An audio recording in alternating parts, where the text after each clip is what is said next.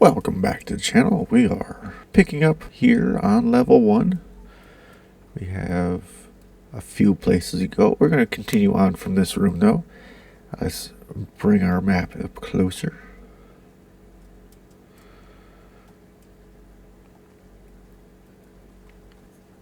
Now we know that the entrance was here, so going down is just going to connect. I kind of want to go up this way. So let's check this door, see if it's locked. Last we left off, we had become level 2 and got our more health and stuff. We're doing well, and we're going to be going down soon, hopefully. We need 75% of the map complete before we can encounter a stairs down. So that's why we're going this way. Hopefully we can find a few more things this way.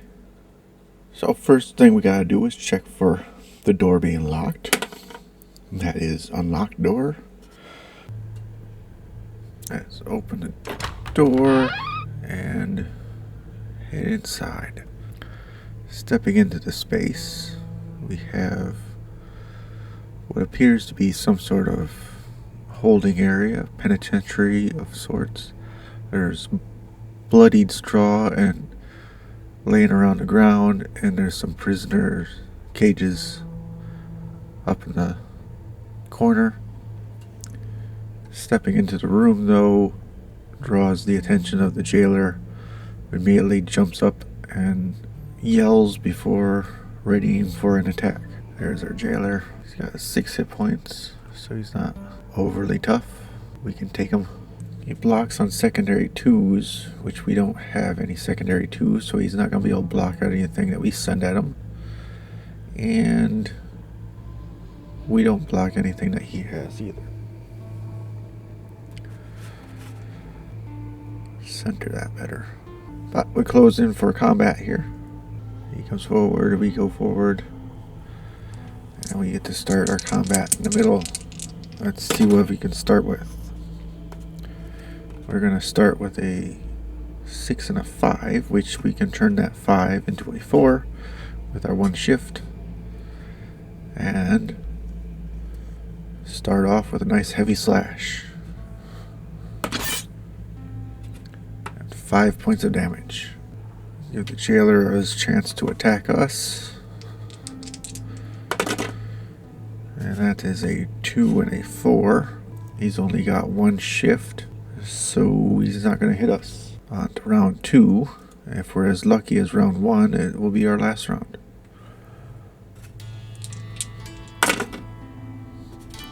And it is. That is. He's dead. We have +2 shift added on to our exact strike there. We're going to roll it forward anyway, and that is overkill. We have 9 points of damage to him, and he had 1 health left. Down he goes, and leaves us with a pouch on his person, and we see if we got a prisoner. First check his pouch.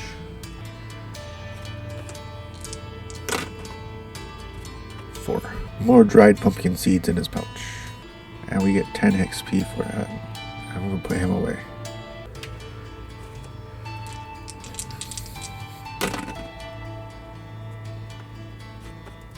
Bars across the section of the room form a cell, which I kind of just made little cages. Inside is slumped a body. They have been dead for quite a while. I'm not going to bother opening it up. Poke around a dead body. Let's check this door over here and see if it's unlocked. That is unlocked. So we are able to go in there. We're going to open this door up and step through here. And what we find is empty room. The room is bare and seems to have been cleared out or forgotten about. The room is quiet and you hear nothing. I think we're going to go down this way. With that, we're going to move this like so, and then we will open that door, step inside. What we got is 2 rows of bunks with a hammock, There are people talking. One is a veteran and one is a scout. So let's pull up those two numbers. The veteran's got 10 HP. And the scout had, what was it, 3? 5. And with that, combat ensues. They jump up from their chatter, ready for attack. We'll start combat. I didn't reset that. Back to round 1. New combat. We are ready to go.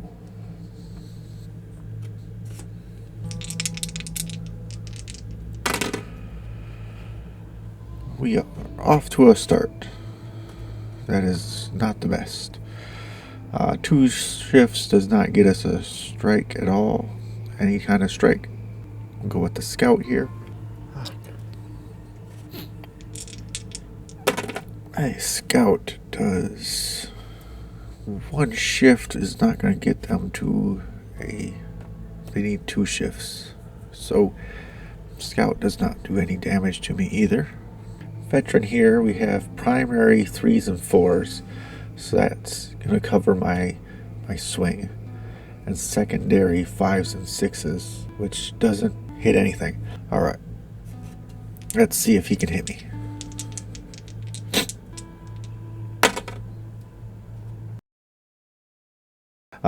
He attacks me. He has 1 shift and he has a 3 and a 5, and that is not going to be a hit at all. On to round 2. Bring the scout back up on top. And I will attack the scout.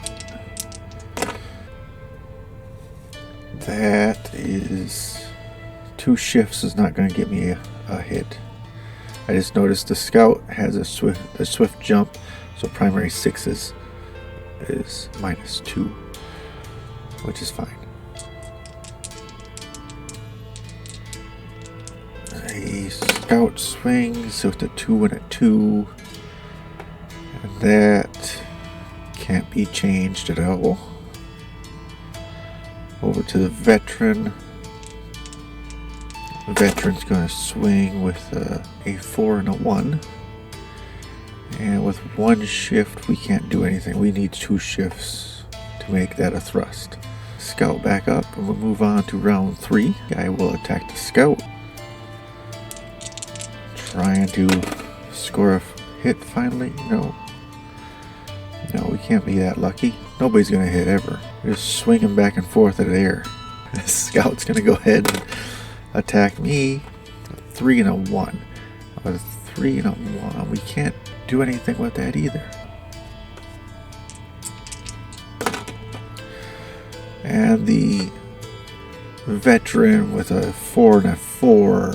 And again, can't do anything with that. On to round 4, and we get an extra shift. See if that helps anybody hit.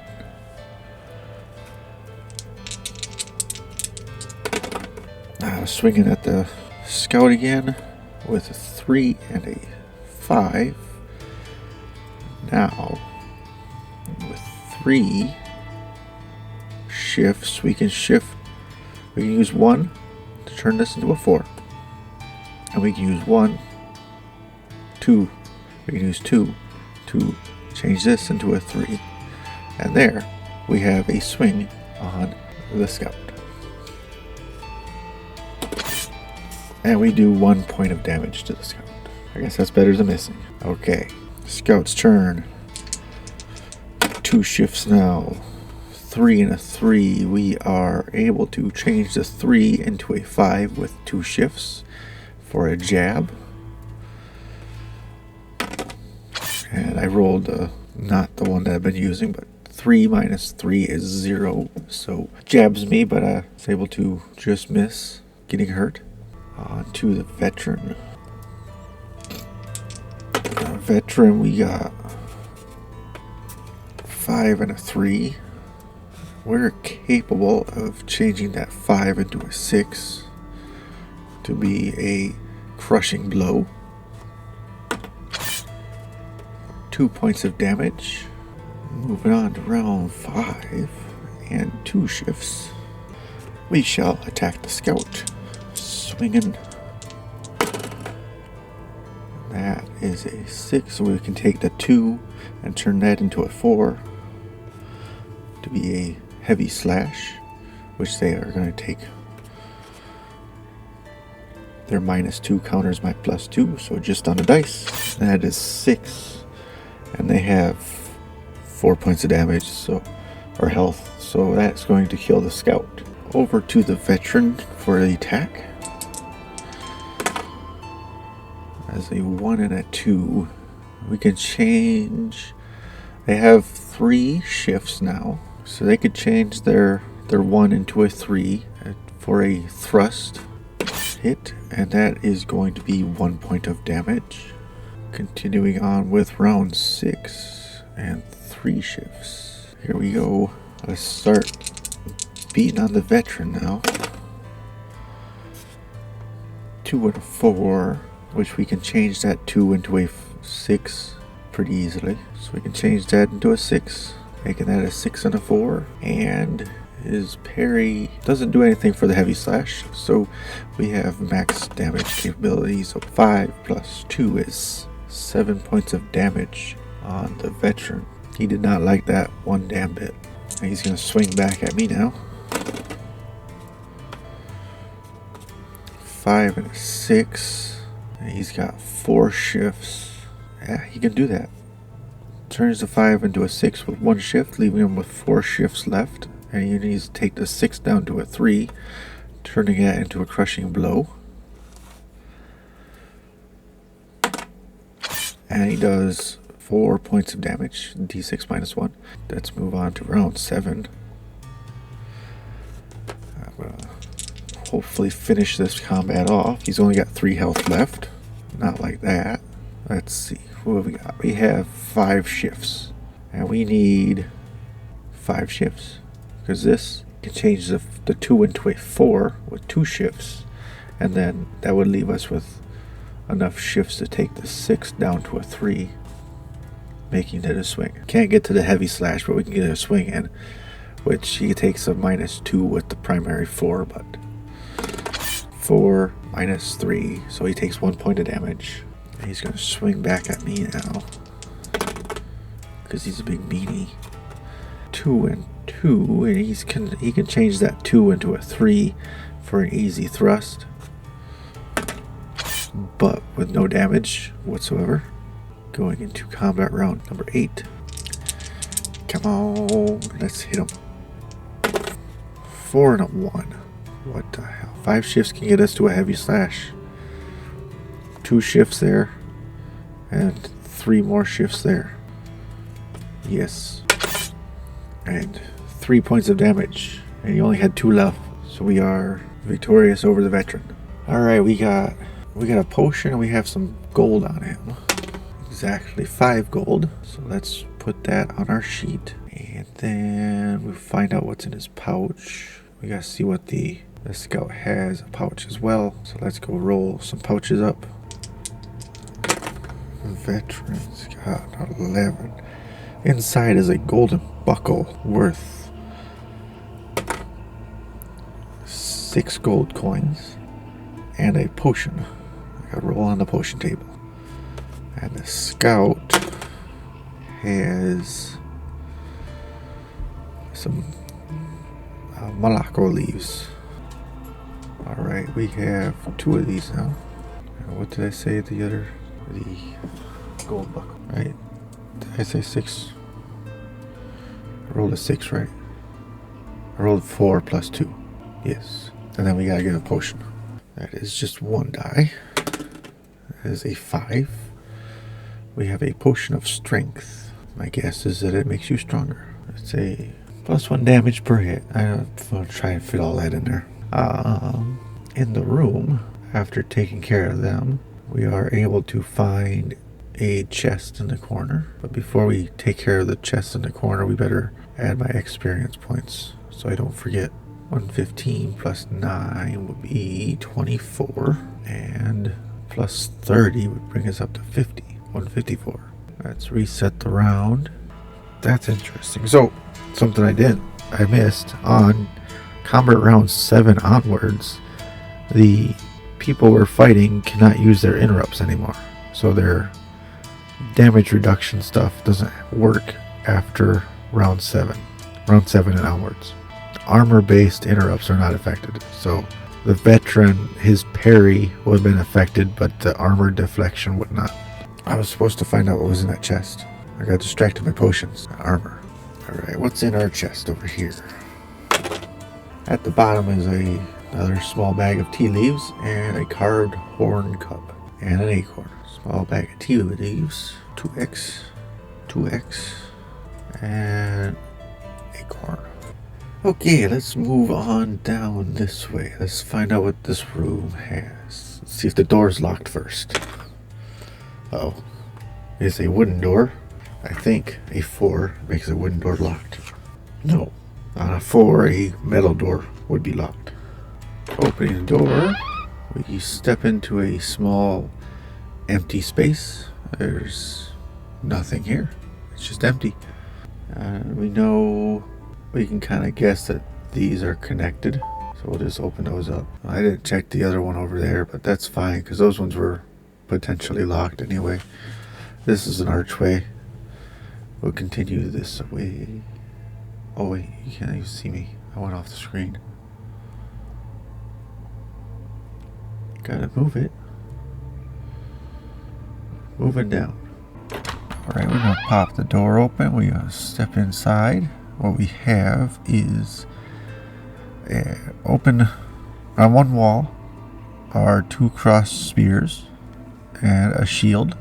You take a closer look and you see that they are display use only. There are some cord and metal strips though. I think we'll take them. So my overflow sheet is overflow. I can't spell corn. Acorn. Alright, so I think we're gonna go back into this room and down to this door. See if it's locked. No, it's a wooden door. And wooden door is only locked on a 6. So we are good to go. Open this room up. Step inside. Thing down here.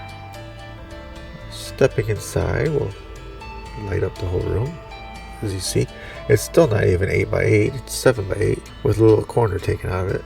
It'll work. There's a fountain in the middle of the room, and it appears to be dedicated to the god Maduva the Rot, and there is room for an offering. What do we have? We don't have an emerald. We don't have...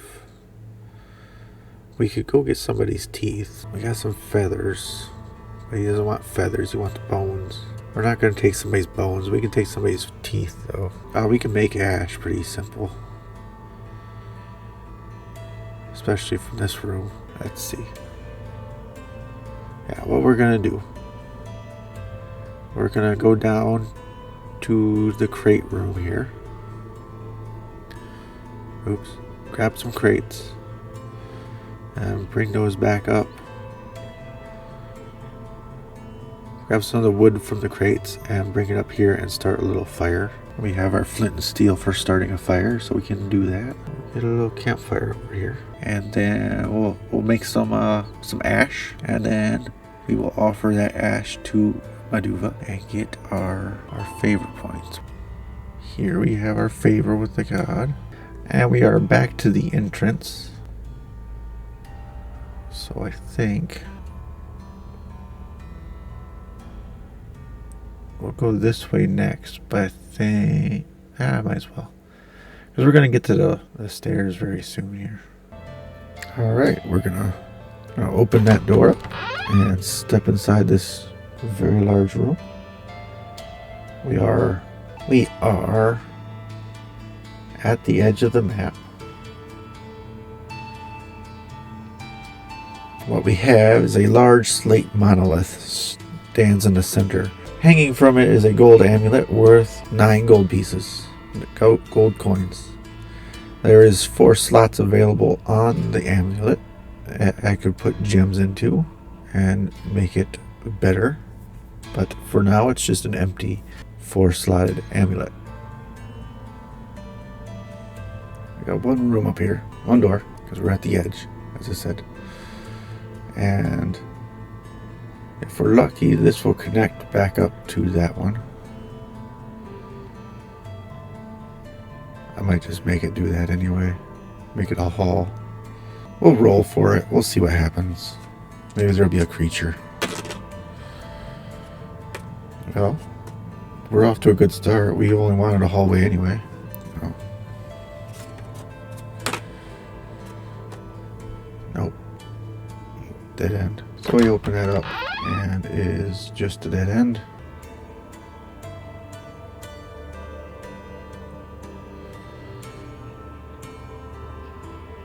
So since we didn't find anything there, we're gonna head over to, where's my ping? This area.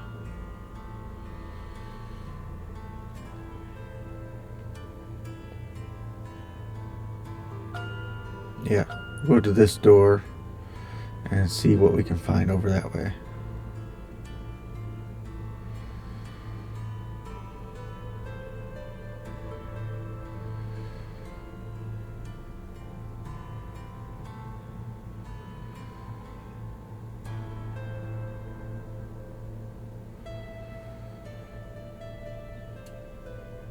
Okay, after that move and everything, I took a break. I'm back now, and we're gonna continue the dungeon, but I noticed I had some comments from a last video that I'm gonna address real quick.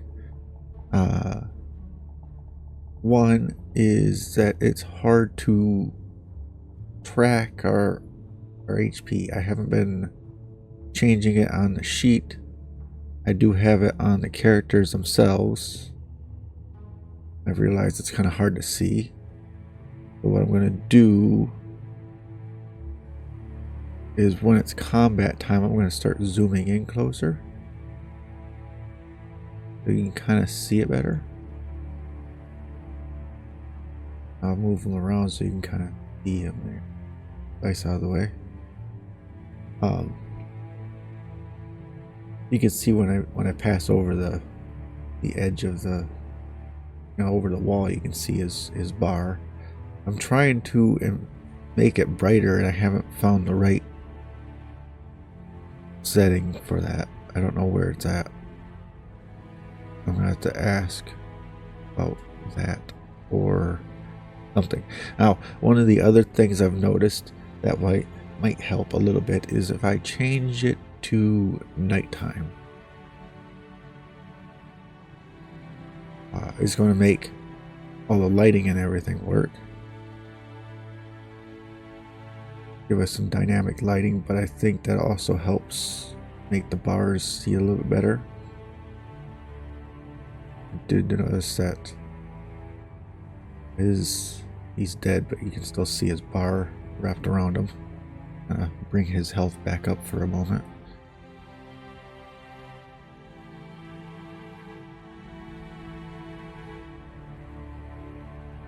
You can kind of see how it's a little bit easier to see.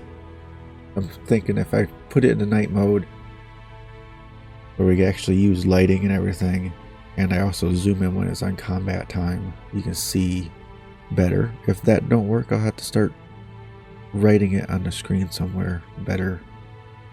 Like, obviously my character sheet has it, but I'm thinking for combat character sheet I was leaving it as max health, maybe up in the corner or something.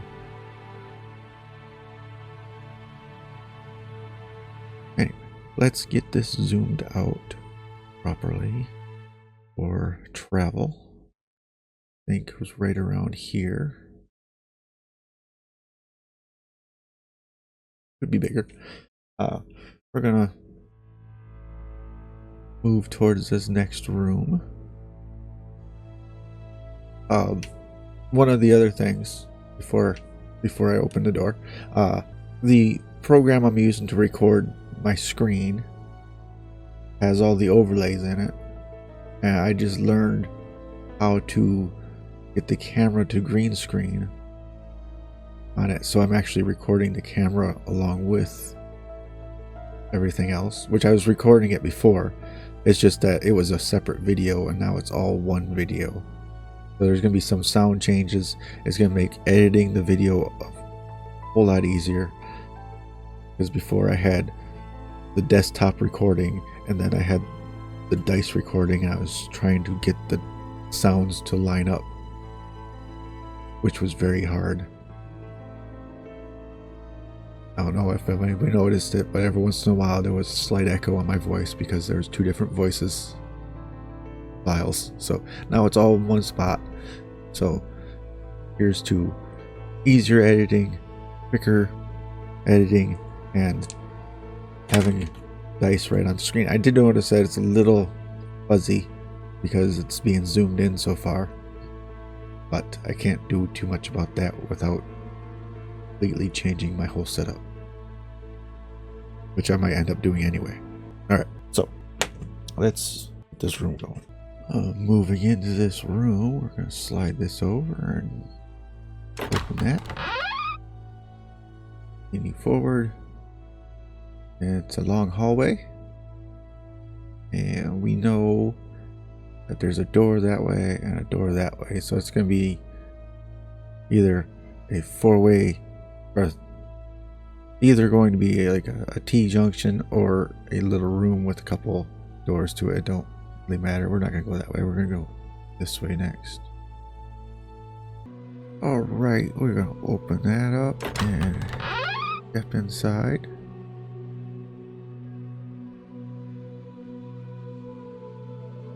What we have for it is a grisly effigy to Muratani here. It smells of rotted flesh. If you call for his favor, there's a -2 on the roll. There is no space for the offering, so we're going to continue on.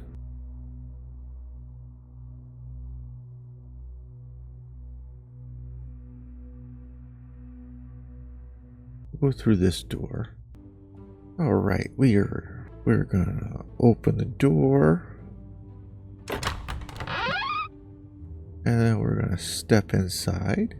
And what we got is there are 3 simple wooden chairs around a makeshift wooden table. There are 2 figures that immediately stand up and ready for attack. One is a guard and one is a crazed preacher, both of which we've fought before. This should be fun.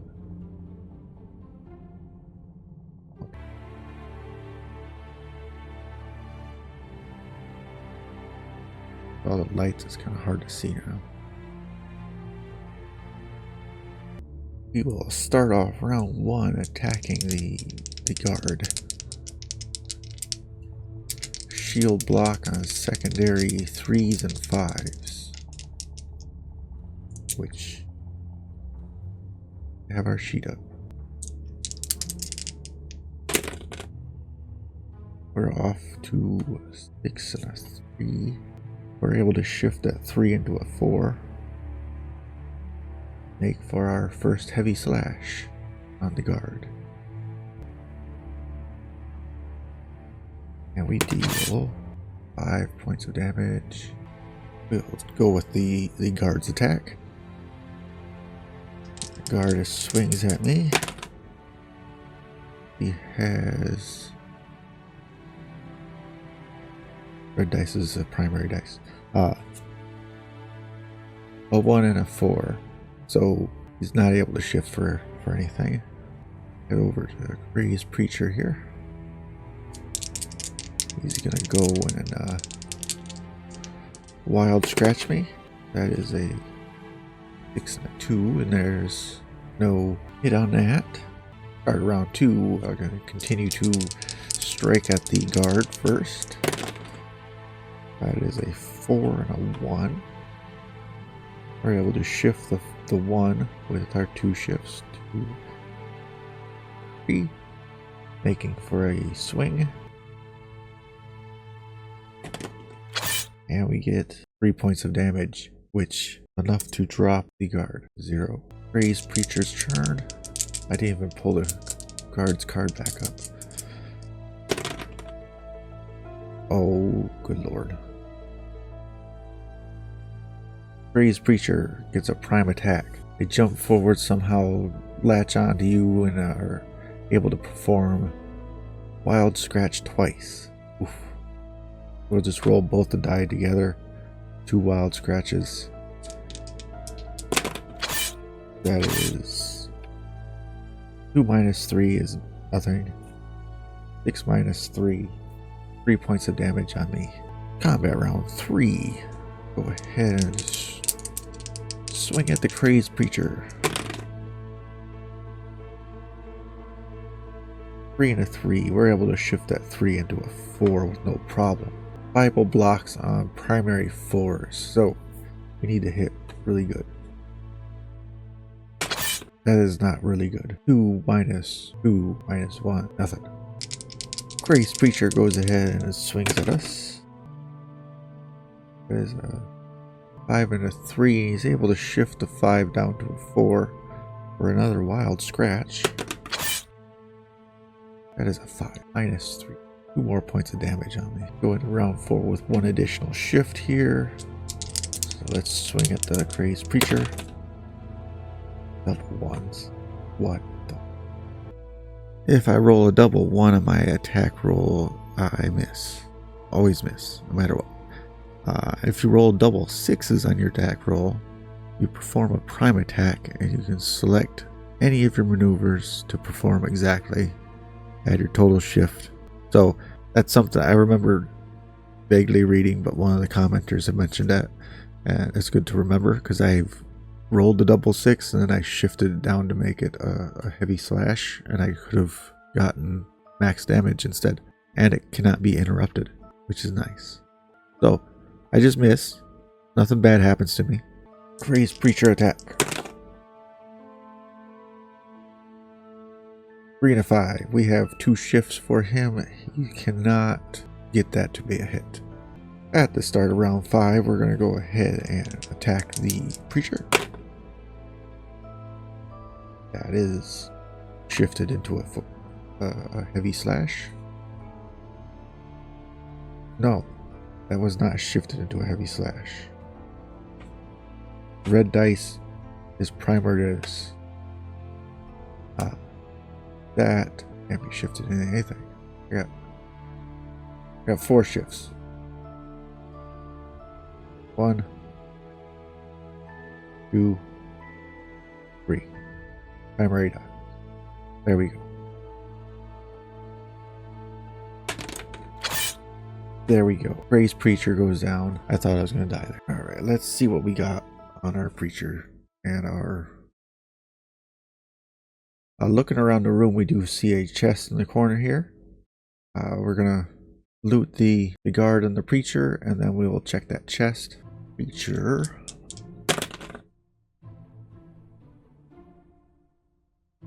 Inside the pouch the Preacher has is a small book, within which is some scrawled writing that it cannot read. I'm going to take it and the pouch because I might need to use the book for firewood or fire paper, fire starter. The Preacher gives us 5 XP, brings us up to 159. And put the Preacher card away. Card has pouch. Oh, we got some more Malacco leaves inside her pouch. We just got a pile of Malacco leaves. And we get experience from. We'll get the scout or the guard out of the way here. That's all we need from the guard. 13 experience points. Back out. Check the door. Oh, what? Yeah, check the chest. Oh, that's nice. 7. The chest contains a clutter of medical objects, including 2 bandages, a potion of healing, and a cabbage. We're not even put the whole potion of healing in our inventory. We're going to straight drink that right now. We need health. We were down to 7 hit points. We will put the bandages and cabbage. Wait, I think what we got. Let's see. We got another acorn. We have some pumpkin seeds again. Now a cabbage. We could turn all of that into ration.